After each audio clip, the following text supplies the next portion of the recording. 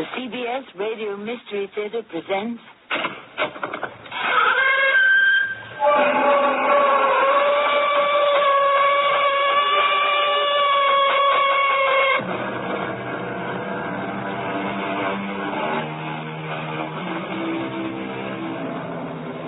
Come in.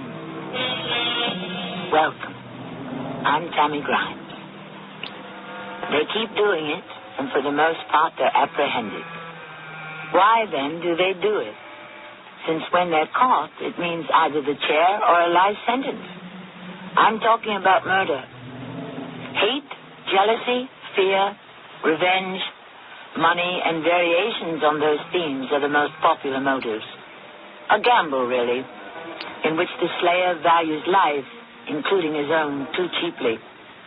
But today, it is not a tale of why or how murder was committed, but how the law and fate closed in on the killer. Andy, why did you attempt to leave town? Because Cornelius told me to. What did he say to you? He said, the heat's on, Andy. You better move on. And I said, where'll I go? And he said, here's $500. Go as far as you can. I said, why? He said, there's been a death in the family, and you don't want to know anything about it.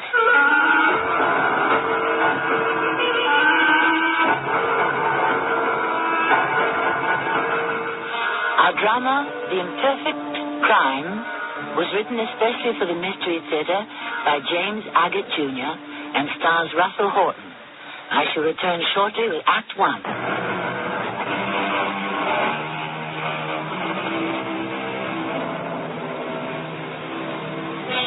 It could be any medium-sized town with the Hoosgow houses, more drunks than desperados. So Chief of Detectives Charlie Allen was not expecting that phone call from Officer Kowalski at the end of his 1 a.m. shift, reporting what appeared to be the result of a hit-and-run accident. Oh, what do you mean, appears to be, Kowalski? Did you find the deceased in a bar, in bed, or in the middle of a street? On the corner of 22nd and J, Chief. The victim is a female, about 50 years old, but she's dressed funny. Kowalski, would you mind clarifying that statement, she's dressed funny? Well, she ain't dressed for going out in the street. She's got pajamas on. That's all? No, a robe over that, but no shoes. Like she got up out of bed and walked out of the house. Yeah. Any other IDs? I don't see any pocketbook, but I'll take a good look when the boys get her over to the morgue. I'll ride with him. No, you won't. You call Bob Brody, the photographer, and get him over there before you remove the body. I want pictures from every angle. Yes, Chief. You got anyone with you? Officer Parisi, sir. Okay. You get him to knock on all the doors of nearby houses, ask who heard anything or saw anything at what time. I'd like to do that, Chief, but 22nd and J is a square mile of nothing. That's where they were going to build the housing development. Only rats and cockroaches live there. No nearest house. No, not one. And even if there was, the streetlights are all out. That's probably how the female got hit. Kowalski, come in and see me before you go off duty. It could be morning. You going to be there, Chief? If I ever heard of a case that requires overtime, this is it. You bet I'll be here. Police headquarters, Charlie Allen speaking. Charles, I've been trying to get you for hours. Your line is always busy. Is that you, Matilda? Well, certainly it's me. Are you coming home for a late dinner? I've kept it warm for you for hours. I won't get to bed. Well, I can't. There's a case that's breaking. Charles Allen, you're impossible. Yes, darling. It better be a matter of life and death. That's all I can say. It ain't life. Kowalski just called in to report a hit-and-run victim. We have to get on that trail before it gets cold. Oh, dear me. A car accident? It sounds like an accident, but my Sherlock bones tell me it could be murder. Charles and his Sherlock bones. That's what he always calls his hunches, feeling it in his Sherlock bones. If I wasn't so sure he loved me, I'd be a little suspicious all those times he stays late. Oh, I know, I wasn't the first woman he loved, but I am the only one he married. Cornelius, I didn't mean to get you up so early, but I need your help. Charlie, 6 o'clock is a wee small hour, but you know me. Once a public defender, always at the service of the public. Just because I'm retired doesn't mean I wouldn't get up at the crack of dawn to help our men in blue. You don't have to give me all that, Cornelius. I was only apologizing for the inconvenience. You see this ring? Huh? And put on your glasses so you can see the inscription. It says, from Charlie to Jesse. Now, this was a gift from a high school senior to a high school junior about 30 years ago. Isn't that nice? This ring was the only ID on a hit-and-run victim picked up last night at 22nd and J. I'm following you, Charlie. Charlie? Yeah, that's right. I'm the Charlie, and I gave this ring to Jessie Habermeyer 30 years ago. We were in school together. Ooh, I was crazy about her. And then I went off to college, and when I came home, Jessie had married Winfield Scott. And, the Scotts owned this town. They had all the money. So I couldn't really blame Jessie. Jessie Scott, a hit-and-run victim. Good Lord. After Winfield passed away, she went on wearing my ring. Nice sort of thing between old friends, but that's all there was. Just this ring. Look, I'm asking you as a favor, because I can't do it. Would you go down to the morgue and make a positive identification? I can't be the one. Oh, of course I will. I quite understand how awful it would be for you. I sincerely hope she isn't her. The ring, Cornelius. Ann Kowalski described the woman who sure could be, Jessie. And she could have lost the ring. Somebody else picked it up. Gave it to this poor woman. Who knows? I'll go over. Of course I will. Maybe it's not Jessie. Don't give up hope. The victim, you say, whoever she turns out to be, was hit by a car? Yeah, that's all we know now. All right, I better get going. It's certainly an unhappy day for me if it turns out to be Jessie. She was one of those marvelous people you thought would go on forever. Yeah. That's the way I remember her, too. I'm really going to miss Jessie. We all are. If it's her, let's pray it isn't. Charles didn't come home at all that night. He called me in the morning with the sad news that the hit-and-run victim was Jessie Scott. It had been confirmed by Cornelius Spry. I didn't know what to say to Charles, because since we were children, Jessie was the one love of his life. When are you coming home, I asked him. What did you say, Matilda? I said, when are you coming home? Where are you? I'm in a squad car, Matilda. Kowalski's driving me to where they picked her up. I mean, you know. Of course I know. It must be very difficult for you. Yeah, I'll be talking to you. Bye. I could have brought the tire moulages over to you, Chief. No, it's okay. I wanted to see where it happened for myself. Oh, and I want to thank Jack for working overtime to make them right. And you've been putting in some long hours on this, too, Kowalski. It's funny how some cases keep you up right around the clock and you don't even feel it. I guess it's because I knew she was a good friend of yours. You realize this is a promotion for you, Kowalski. No, I didn't, Chief. Not in money, maybe, but I just took you off the street beat and put you in a car. Now, it's a promotion. Yes, sir. You mean I get to keep this? Yes, you do. Where are we? Stanton and 9th. Hey, what kept you from picking me up? I wanted to get out to 22nd and J before the heavy morning traffic. You don't have to worry, Chief. Where we found the body is all cordoned off. A block each way. Detour signs and everything. Good thinking. I figured even though Brody got the pictures, you'd want to examine the place and check the moulage. Yeah, you figured right. Traffic ahead. I better hit the blower. We'll make better time on Fremont.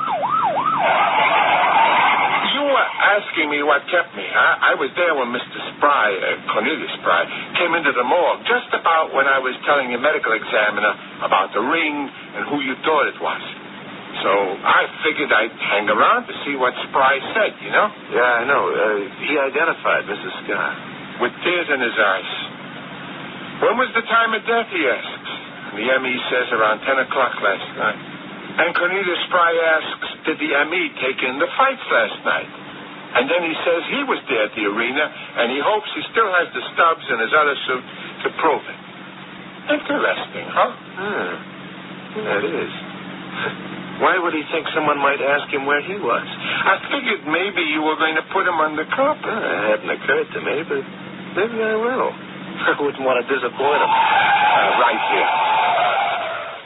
Jack, I got the chief here. You got those moulages of the tire tracks? Right here. Good morning, Chief. Boy, as clean a pair of tracks as you could ever get.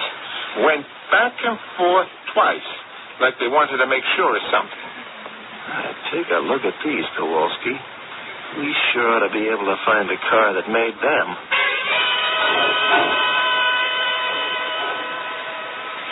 At least since you came home for lunch, you can take smaller bites, Charles, and not bolt that egg salad sandwich that way. Am I supposed to eat eggs? In moderation. 1 egg salad sandwich a week won't hurt you. But if you bolt it down, you'll get heartburn again. You know, you could have put a pickle and some potato chips on the side. There's no nourishment in those things. Eat slowly. Matilda, you knew Jessie, huh? What are you going to ask me? Now, what would she be doing at night? In pajamas and a robe, miles from her house, walking along J and 22nd. I mean, can you think of any reason why she'd be there? No, I can't. Did she have any history of amnesia or something? Did you ever hear any strange things, like sleepwalking, for instance? No, I'd say of all the girls in our class, I think Jessie had her head screwed on the tightest. She knew what she was doing. Matilda, you know, she was wearing a ring I gave her when we were in school together. Had it on her finger when she was run over. I'm sorry, Charles. No, I'm truly sorry. The problem is, I don't believe it was an accident. But if it was murder, why? Money? Money? No one really knows how much money she had, except maybe Ken Bradley at the bank. But I bet you there's not one person in town who doesn't believe Winfield Scott left her a packet. I hadn't thought of that. Well, think of it then. She was a wealthy woman. That's the way to go. A, assume she was not the victim of a hit and run, and B, whoever did it was after money. I could have told you that. Charles, where are you going? Back to the station house. He's like a bulldog once he gets started on a case. It's hard to keep him sleeping and eating right, so I always try to help him without his knowing it. Ken Bradley, president of the National Bank's an old friend. Well, I called him to ask if Jessie Scott had drawn out any big sums recently or written any large checks. And if so, to whom? Ken would tell me on the QT. And then all I had to do was make Charles believe it was his idea to follow that lead.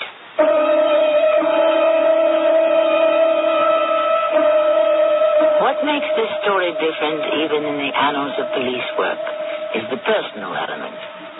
True, no matter who the victim was, the chief of detectives would have turned over every stone, every clue, run down every rumor, and interrogated every possible witness.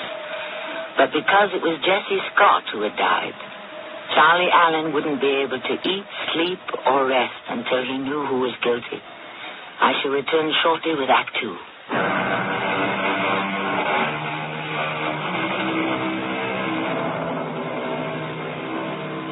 In the law versus the lawless, the division is sharp.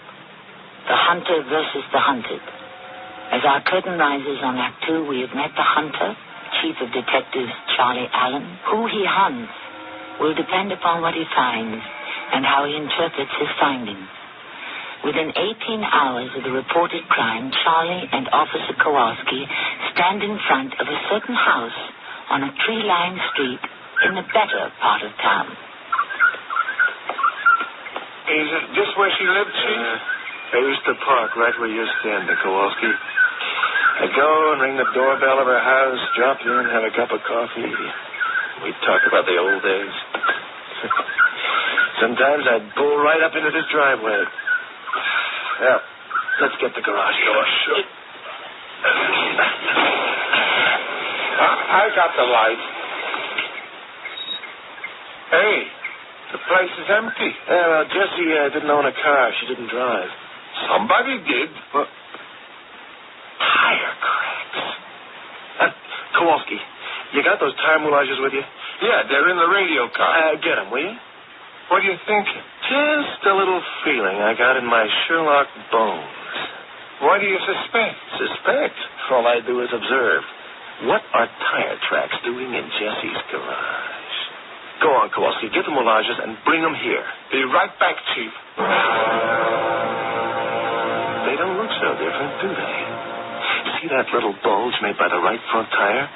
Looks a lot like what we've got from 22nd and J. They're identical, Chief. What do you think it means? Murder. First-degree murder. How do you figure that? Someone brought a car into this garage and got Jessie into it, alive or dead. But she was particular about keeping the garage locked. So it must have been someone she knew who asked her to have it open that night. They pull out, find a dark stretch on J and 22nd. Yeah, none of the street lights was working. Perfect place to dump her out and maybe run her over to make it look like a hit and run. Yeah, that could be. Kowalski, I want you to run a rope around the garage and the house. And I want 2 shifts on guard. Nobody is allowed in. Yes, Chief. Get Murdoch on the blower. Tell him to bring his equipment over here. I want a complete dusting of the garage for anything that shouldn't be here. Fingerprints, strands of hair, match, cigarette.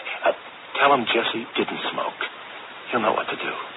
And if we haven't been stupid enough to smudge the fingerprints on the overhead door handle, who knows? Then, when he's through in here, the same routine in the house. You think she was murdered here? Yeah, we'll find out. Murdoch? Okay, I'll get him. Shall I use the car radio? No, there's a phone over there on the wall. Pick it up with your handkerchief. Hey, it rang. That's spooky, ain't it? Someone dialed Jessie and the garage extensions on the same line. You gonna pick it up? Give me your handkerchief. Hello? Charles, it's me, Matilda. I knew it could only be you, honey. How did you know? You know how my mind works. Did you find anything in Jessie's house? No, we're not in there. Kowalski and I are in the garage. What'd you call me for? Well, I didn't think you could wait.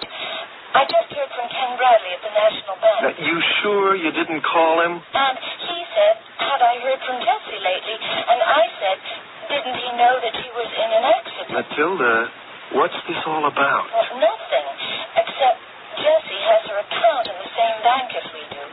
Maybe Ken knows something, that's all. I thought maybe since he's an old friend, you'd want to see him. Gotcha. Matilda, that's good thinking. Will you be home for dinner? I'll let you know. Hey, thanks for the call. Bye. That wife of mine, Kowalski, says a banker we know just happened to call her, the bank where Jessie Scott kept her money. Money? Maybe a motive, huh? You bet your shield. Yeah, Matilda, she sure makes me laugh. What's the joke? It's not the first time. She hound dogs these clues, see? Then hands me just enough. I don't think I get that. That's a little involved.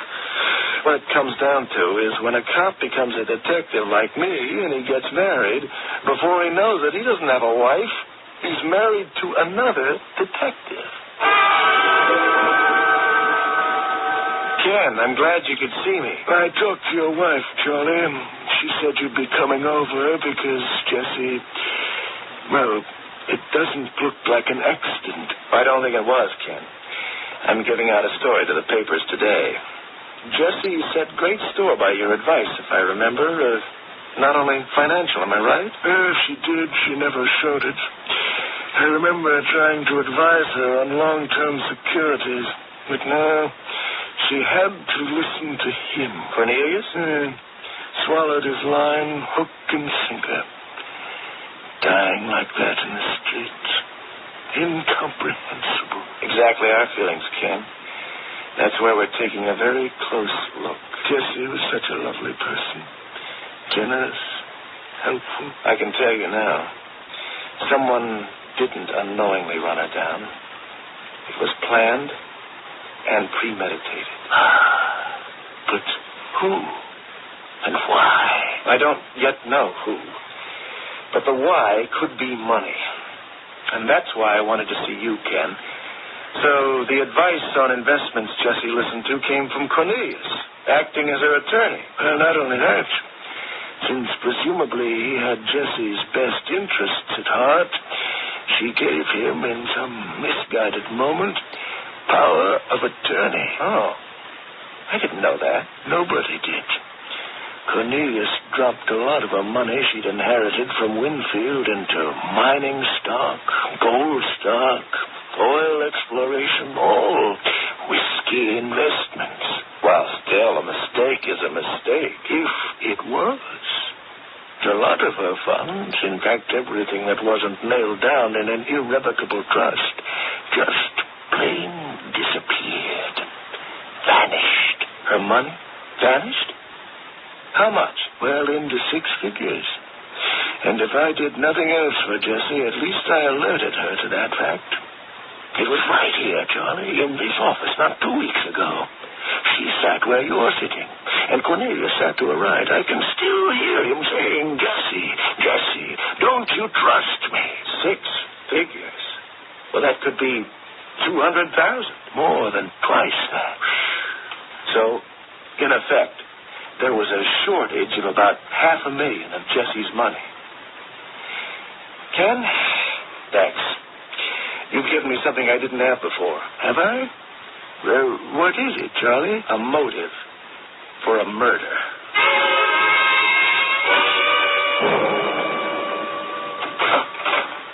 Well, come in, Kowalski. What's the story? I don't know how much of this is useful. I don't think Cornelius Spry is doing as well as he likes to make out, money-wise. You know, he's got a chauffeur who drives him around. Andy Moran. Yeah, I know all about him. Moran served 2 years for robbery, and Cornelius Spry got him out with a personal pitch to the parole board.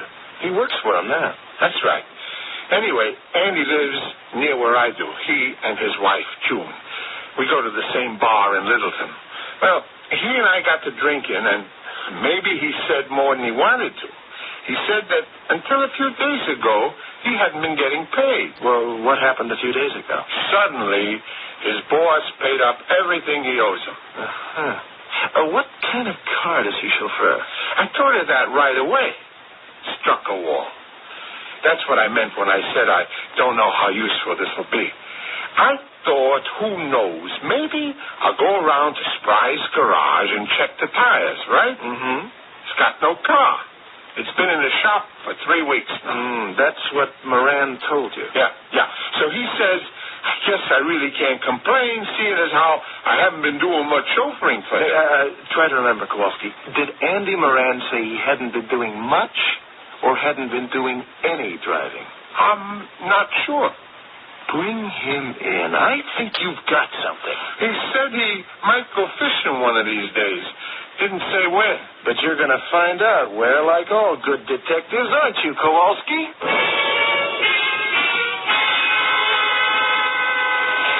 Charlie, the press boys have asked me to get your statement on the Jessie Scott hit and run. The police department has come to the conclusion that Mrs. Winfield Scott did not suffer death at the corner of J and 22nd as a result of a hit-and-run accident as earlier reported. Am I going too fast for you, Mary? Nope.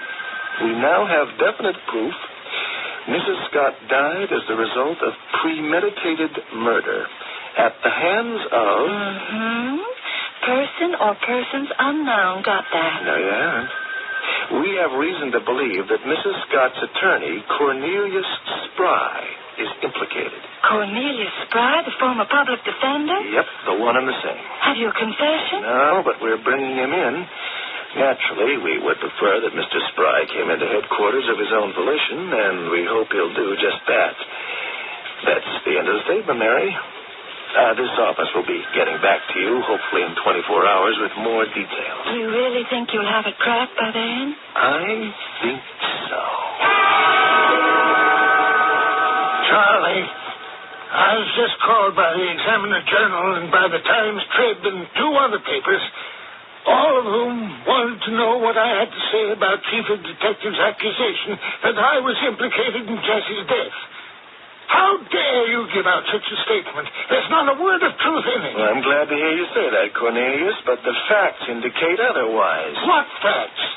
Innuendos, yes, well, maybe, but what facts? At this point, Cornelius, I can only divulge them to the district attorney. If it all proves untrue, I can only say, I'm sorry. What does your sorrow mean to me? Once the story is in print, the damage is done. I'll be glad to apologize. Retractions mean nothing. I'll see you in court. Oh, yes, you will. But before I go, I might inform you that everything you were told by Ken Bradley at the bank is without foundation. If you think it was to my advantage to have my best client dead because I stood to gain money or was in debt or made injudicious investment decisions on behalf of my client, you'll have a hard time proving it. We'll see. Charlie, you must know by now you can't build a case on hearsay or indirect collateral or secondary information. Only a prima facie case will stand up in court. Everything else is calumny. And believe me, I'll sue the police department up and down until you and it will be completely discredited, my friend. Goodbye. Officer Kowalski, you've been listening to this outside this door? Just standing here, sir. You think he means it? I mean, about suing the police? I can't read his mind. But I've accomplished exactly what I set out to do. Put that man on the defensive. I don't see how. He's attacking? He's threatening a lawsuit? Oh, sure, he can say that. After all, getting himself a lawyer doesn't cost him anything. I think you'll agree that if Cornelius Spry had some hand in this crime, he is certainly an excellent actor. But whoever is guilty of the murder of the wealthy widow Jessie Scott, they will discover that our friend Charlie will pursue the guilty one until the law avenges the untimely death of his old sweetheart. I shall return shortly with Act 3.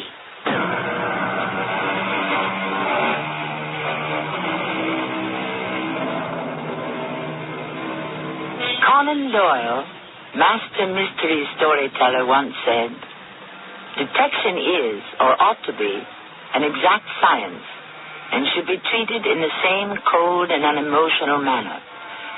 Tinge it with romanticism, and you produce the same effect as if you worked a love story into the 5th proposition of Euclid." Unquote. Whether Chief of Detective Allen's love for the deceased Jessie Scott will help or hinder him, we shall soon discover. Chief is gone. I went to pick Andy up, and he's gone. Fishing? Nope, just gone. Nobody knows where he went. So, Andy Moran didn't go fishing. No, sir. The bartender told me he saw him 2 nights ago, but when I went around to where he lives, no answer. Then I went over and rang the service bell at Cornelius Spry's place. And a new man comes out and says he's the chauffeur. Where's Andy Moran, I ask? He don't know any Andy Moran. That is good news. What? All good news. How can you say that? Kowalski, send out an all-points bulletin. Moran did time, so mugshots must be on file. Our former public defender got the wind up, went home and told Andy to run for the hills. So now we can assume they're both in on it. If we knew what they were in on? We'll find out. Put out the APB.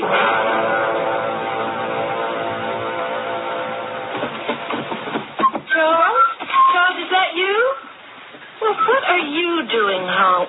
What are you doing to those drawers I fixed so carefully? Hi, Matilda. I'm looking for a clean pair of socks. Socks are in the top drawer where they've been for 20 years.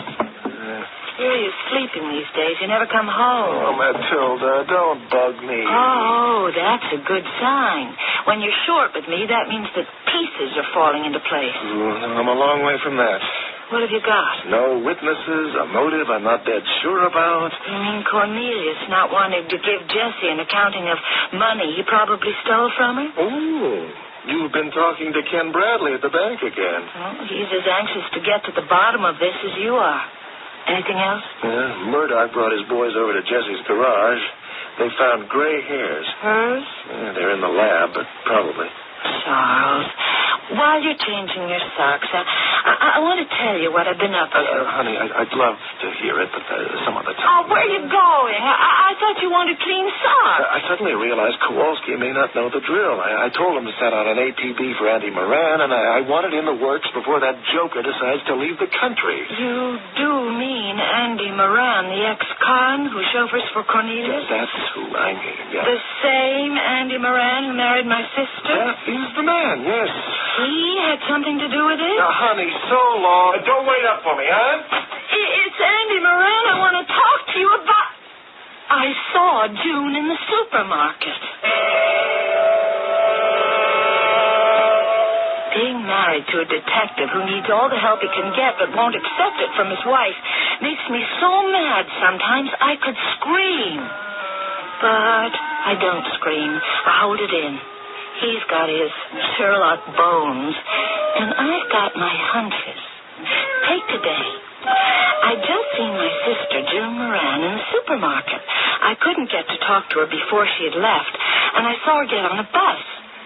It was a Galesville bus, which meant she was in Galesville visiting her in-laws, Andy's folks. I knew they were looking for him, so I thought I'd help.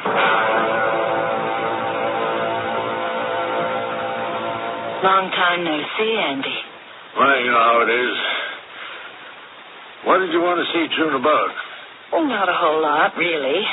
I happened to see her in the supermarket, and it's been too long. She's the only sister I've got. How are you? Marty, you don't fool me. You don't go chasing all the way out here to where my folks live just to cozy it with June. All right, Andy. I'll be frank. You know Charles has always been more than fair, and when Cornelius Price spoke up for you at the parole board and offered you a job, no one was more delighted than Charles was.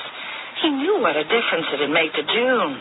What's up? Well, I'd rather talk it over with June. Look, Matty, if I were you, I'd go downstairs and take the bus back to town and don't worry about your sister. I'm taking good care of her. Real good. Andy, you haven't gotten into trouble again, have you? It's none of your business. I'd hoped you'd gone straight. Does Cornelius know what you've been up to? Everything is all right. I just remembered I have to take a pill. Where are you going? Just to the bathroom. Andy, if something's wrong, why don't you just come clean? At least for June's sake. Why don't you stop interfering, Matty? I wish you hadn't come here. I really do. Andy, I can't talk to you if you keep dodging behind my back. What is it with you? Of course I have to come here. Charles is sending out an APB for you.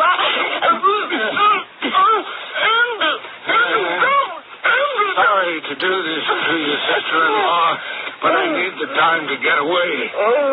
He'll be awake in a couple of hours.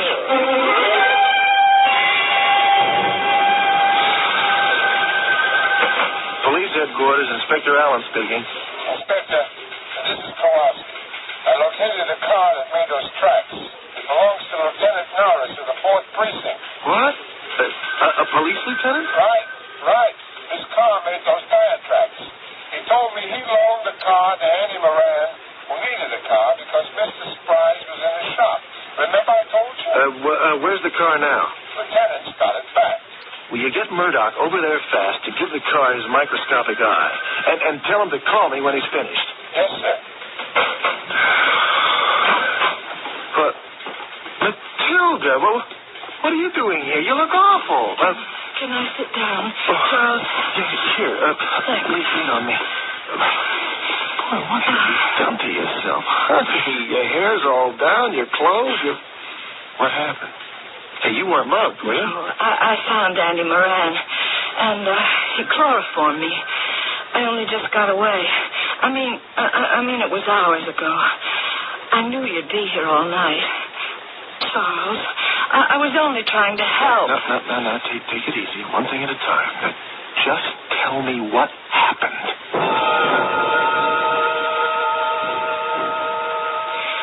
And then when I woke up, Andy was gone. Matilda, I don't know what to tell you. Darling, you could have been... Well, I was only trying to help. Andy could have killed you. Oh, he wouldn't do anything like that. Who knows what he'd do? Anyone who keeps chloroform handy would do anything.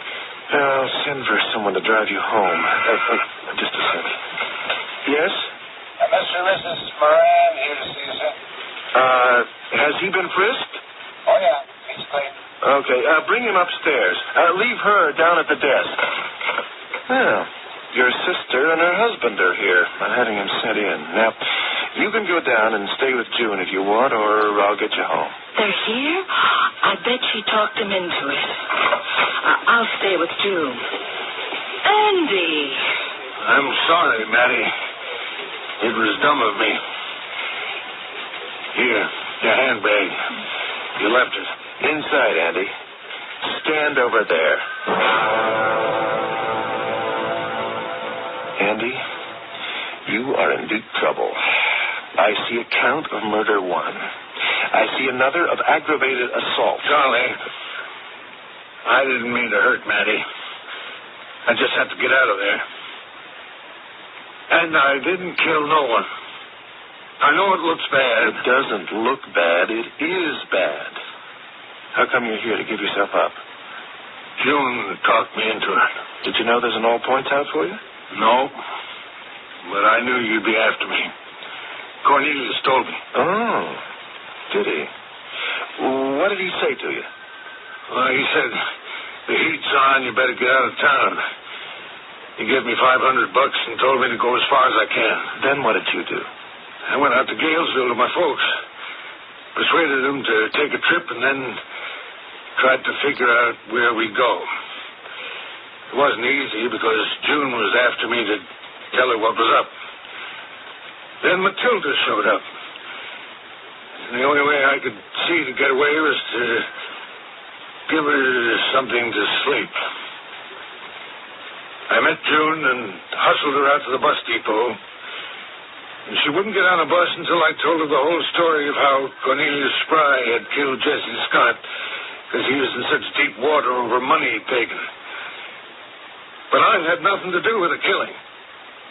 Charlie, I swear it. I just borrowed a car and drove it to where he told me, and then I beat it. But, Andy, didn't you know a murder had been committed? I read about it the next day. Well, why didn't you come to see me then?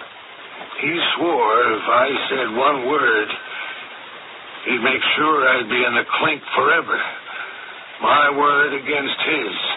An ex-con against an ex-public defender. What chance would I have? None at all. Unless you change your mind and get on the right side of the law. Well, by doing what? Do you know where Cornelius is? I got a real good idea. Well, then you get real good and persuasive and hustle him down to headquarters at 8 o'clock tomorrow morning. I don't care what you tell him, but you get him here. So when it comes to plea bargaining for you, Andy, I might just be in a position to help you. Cornelius showed up at 8. Said he'd been away on business, but he admitted nothing. I wanted to help Charlie. I watched him work, getting confessions, and I knew one way was to scare the living daylights out of a suspect. So I put on the bathrobe Jesse was murdered in and waited for the right moment to play the ghost of Jesse. Poor Charlie. He was really batting 0. You didn't ask Andy to find you a car? I did not. You didn't instruct him to drive it to Jesse's garage the night she was murdered? I did not. I was nowhere near there. You didn't go to Jessie's house that evening and strangle her? I did not. And then bring her body down to the car in the garage? No, I did not. Then drive the body to the corner of 22nd and J, dump it, and make it appear she'd been hit by an unknown driver? I was at the arena that night. You say. You have not delivered one witness who saw you there. Charlie, I know that Jessie is missing and has been for 2 weeks. I admit I did go to the morgue and identify a woman I thought looked like Jessie, but I was wrong. It wasn't her. I suggest to you that Jessie is somewhere alive. Perhaps she's lost her memory. And the ring I gave her on her finger? Perhaps stolen. Perhaps found by someone. Now, would you turn this light out that's facing me? It's really blinding. I'm sitting here and I can't see you, really. I just know it's your voice across the table. We keep the room dark. Oh. With the light on you so we can watch your face. What? Who's that coming in? Who is it? Hello, Cornelius. Charlie, she's here. I trusted you, Cornelius. Why did you have to do it? I don't feel well. What's the matter with you, Cornelius? What is it? Where's the door? I can't see the door. You will never run away from me, Cornelius. I'll always be there. Hey, get her out of here. Get her away from me. All right, I did it. I did it, yes, I did it. Charlie, please save me. Don't you see her? It's Jessie. He's fainted. Matilda, I gotta hand it to you. What did I tell you? He's the one man I thought would never believe in ghosts. Kowalski, come on in and pick up the accused. I think he'll give us a confession when he comes to. Charlie is taking my help a little more seriously these days. Of course, my coming in wearing one of Jessie's dresses and an identical gray wig could only have worked because Charles had pretty much worn him down. And you know what? They're making me an honorary member of the force. So you better watch your step. Officer Matilda may be assigned to your case.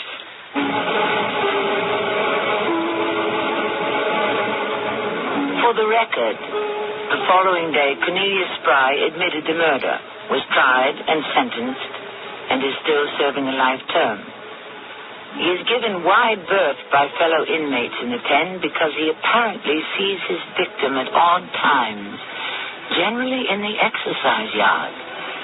Then he runs to a guard and begs to be locked into his cell where no ghost of the past can reach him. I shall return shortly.